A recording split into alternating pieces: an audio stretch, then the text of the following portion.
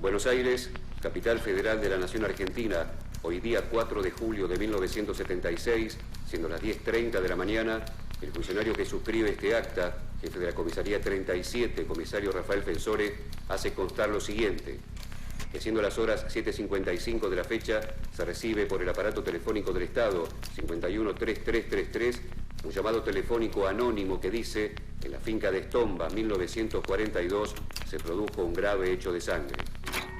Con tal motivo, se traslada junto a personal a sus órdenes al lugar del hecho y, penetrando por la puerta señalada, se accede al primer piso por una escalera. Una vez allí, se observa un pasillo de unos 12 metros de largo y a ambos lados del mismo varias habitaciones. En todas ellas se observan las luces encendidas y hacia la derecha de la escalera se ve una biblioteca y frente a ella una especie de sala de estar. Colocados en la puerta de acceso a dicha sala, se observa que sobre el piso de la misma se encuentran 5 cuerpos de personas de sexo masculino, los que todavía calientes presentan signos evidentes de estar muertos mediante la acción de disparos de armas de fuego, por cuanto se observan grandes charcos de sangre y desparramados por toda la habitación cápsulas y proyectiles de calibre 9 milímetros. Para facilitar su identificación, los cadáveres son numerados del 1 al 5. El número 1, Salvador Barbeito. El número 2, Alfredo Kelly. El número 3, Alfredo Liden. El número 4, Emilio Barletti. El número 5, Pedro Dufó. Eduardo Kimmel fue un periodista y escritor argentino, autor del libro La masacre de San Patricio, publicado en 1989. El libro abordó el asesinato de 3 sacerdotes y 2 seminaristas palotinos durante la última dictadura militar.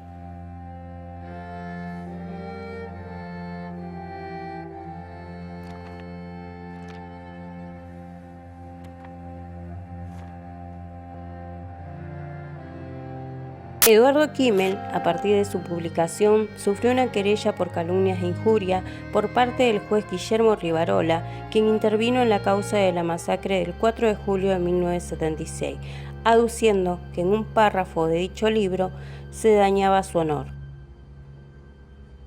A partir de la publicación del libro, en 1990 apareció una querella judicial iniciada por el juez que tuvo a su cargo la investigación del quíntuple homicidio en 1976 y 77, el doctor Guillermo Rivarola, quien alegó que un breve párrafo que yo dedicaba a analizar su actuación en aquel caso constituía una acusación de no haber cumplido con su deber de funcionario público y de haber sido, en cierta manera, un cómplice del asesinato de los religiosos palotinos. Ese juicio tuvo un larguísimo itinerario que contempló una primera condena en mi contra en el año 1995, una absolución por parte de la Cámara Nacional de Apelaciones de la Capital Federal un año después, en el año 1996, y finalmente, en 1998, el juez Rivarola logró acceder a la Suprema Corte de Justicia, que ordenó revocar aquella absolución y pasar nuevamente a la Cámara, que en 1999 me condenó a un año de prisión en suspenso y a pagarle al juez Rivarola una indemnización del orden de los 20.000 pesos dólares de aquella época.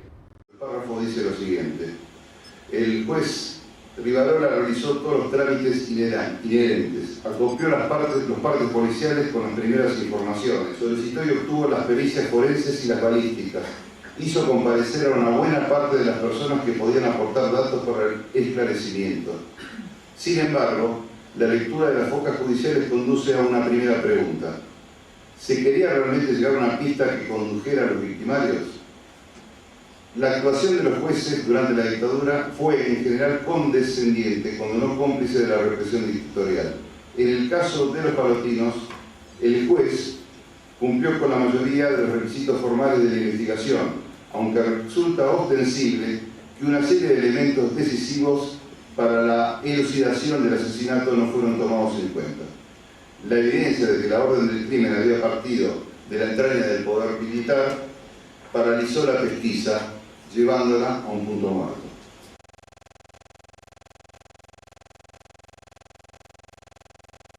La etapa, llamémosla internacional del caso, con la denuncia que presenta en ese momento es el Centro de Estudios Legales y Sociales, que fue la entidad que me representó durante este último y bastante prolongado tramo que comenzó allá en el año, a fin del año 2000, principio del año 2001, y que concluye de alguna manera con la decisión de la Corte Interamericana que se expidió públicamente en mayo del año pasado, en mayo de 2008.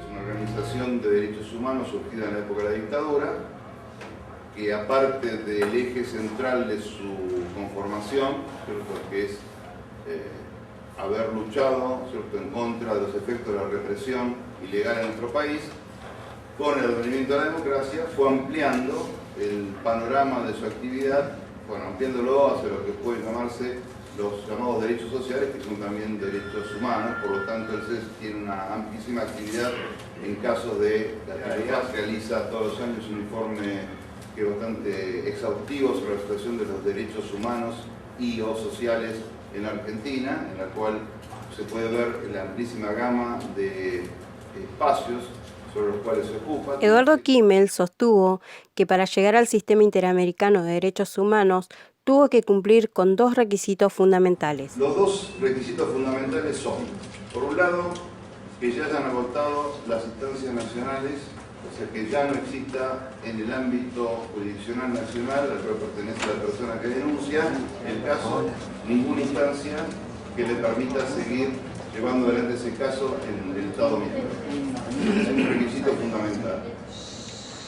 No es un requisito absoluto. En las circunstancias de peligro o de riesgo sobre la libertad, etcétera, etcétera, se podía llegar a recurrir a estos sistemas independientemente que no se hayan agotado las instancias nacionales. La primera etapa es la declaración de admisibilidad. La comisión estudia la denuncia presentada. El CES presentó una amplia denuncia sobre mi caso y sobre los derechos violados, y la comisión lo primero que hace es pronunciarse sobre si este caso está inscrito en los dos requisitos que yo anuncié hace un ratito. Insisto, agotamiento de las instancias nacionales y violación de uno de los derechos consagrados por la Convención. El estudio por parte de la Comisión llevó casi 3 años. La Comisión recién se pronunció en el año 2004. La Comisión es un organismo que yo entendería que está entre lo judicial y lo político. Lo que abre es una negociación entre quien denuncia y el Estado denunciado, de manera tal que el objetivo que en general persigue la Comisión es lograr una solución amistosa, de manera tal de que la cosa termine ahí y no sea necesario que llegue a la instancia superior en la Corte. Tomado un caso aceptado y estudiado, normalmente saca un informe, da lugar al Estado para que realice sus observaciones, y si se da la posibilidad, se logra algún tipo de solución amistosa que contemple los derechos de las dos partes. 6. Finalmente se pronunció sobre la cuestión de fondo y consideró que el Estado argentino había violado derechos garantizados por la Convención. El Estado argentino aceptó el informe de la Comisión. En estos casos, quien representa al Estado argentino es la Cancillería. Y en general, desde el punto de vista más estricto, es la Dirección de Derechos Humanos de la Cancillería.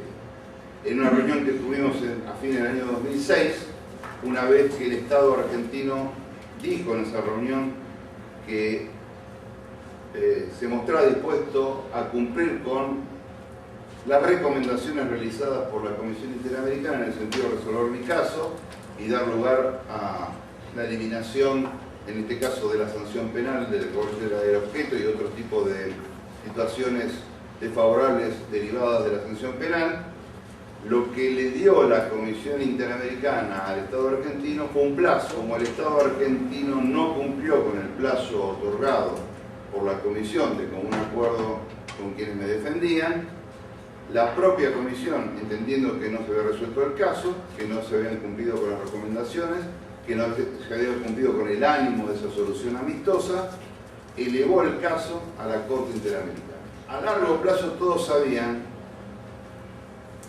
que la resolución de mi caso y de otros casos anteriores, como los casos Berbisky, Hatcher y Tomás Sanz, requerían, como se había llegado incluso a promover en el Congreso de la Nación a través de un proyecto, la reforma del Código Penal, fundamentalmente de los artículos 109 de calumnias y 110 de injurias. La Corte Interamericana de Derechos Humanos resolvió el 2 de mayo del 2008 que el Estado anule la condena impuesta a Eduardo Kimmel, todos los antecedentes penales, que el Estado haga público el reconocimiento de las responsabilidades, adecuación del derecho interno al de la Convención con la reforma del Código sobre calumnias e injurias. El Estado argentino democrático rinde homenaje a un periodista que investigó un crimen horrendo del Estado argentino dictatorial y que por eso fue condenado en democracia en la Argentina por una justicia que tardó en entender que estábamos viviendo en democracia. Por eso el CELS llevó el caso al Sistema Interamericano de Protección de Derechos Humanos y gracias a la intervención de ese sistema fue posible modificar la ley de modo de suprimir del Código Penal argentino los delitos de calumnias e injurias en casos de interés público para que todos y todas puedan informar, opinar con absoluta libertad. Cristina Fernández de Kirchner hizo un homenaje a Eduardo Kimmel en 2010 como parte del reconocimiento público solicitado por la Corte Interamericana. Vengo a cumplir lo que sería el último acto de la Comisión Interamericana de Derechos Humanos, en este caso emblemático en la República Argentina, porque no es solamente el caso de un periodista que fuera condenado por su opinión. Es algo mucho más profundo y mucho más serio. Pone en blanco y negro lo que ha sido la Argentina de las últimas décadas. Muy importante para la libertad, en el sentido de que cualquier persona que pueda emitir una opinión no sufra cárcel por esa opinión. Es más, que tenga el derecho de decir una mentira si quiere, en todo caso que luego sea responsable económicamente por la mentira que dijo, pero no que alguien vaya preso por lo que dice o por lo que opina, aun cuando eso sea una mentira. Me parece que ese es un adelanto muy importante y bueno, estoy muy contenta de poder haberlo hecho, haber enviado ese proyecto. Bregamos por conseguir fue evitar la limitación de la profesión a través de la calumnia y de la injuria. Y bueno, y Eduardo Kimmel lamentablemente no está acá hoy con nosotros como para poder celebrarlo. Eduardo Kimmel falleció a los 57 años el 10 de febrero del 2010. Su caso fue el más emblemático de la historia debido a que fue condenado por una publicación en su libro donde se aducía calumnias por parte del juez Rivarola. Eduardo Kimmel sufrió un largo proceso donde a través de la Corte Interamericana pudo obtener justicia. El legado que nos dejó fue la modificación en el Código por la incompatibilidad de los delitos, que haya libertad de expresión y que nadie calle por miedo a ir preso.